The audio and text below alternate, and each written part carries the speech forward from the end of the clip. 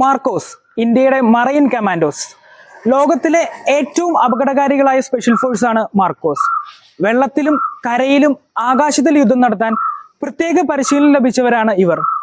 1987 രൂപീകരിച്ച സംഘം marine commandos എന്നാണ് ആദ്യകാലത്ത് അറിയപ്പെട്ടിരുന്നത്.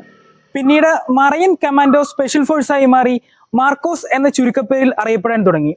ഇന്ത്യൻ നേവിയിലെ ഏറെ പ്രഗത്ഭരായ സൈനികരെയാണ് മാർക്കോസിലേക്ക് തിരഞ്ഞെടുക്കുന്നത്. 3 വർഷം നീണ്ടു നിൽക്കുന്ന കഠിന പരിശീലനത്തിന് ശേഷം ഒന്നിനെയും ഭയക്കാത്ത, എന്തിനേയും നേരിടാൻ ശേഷിയുള്ള സംഘമായി ഇവർ മാറും. അത്യാധുനിക ആയുധങ്ങളാണ് മാർക്കോസ് ഉപയോഗിക്കുന്നത്.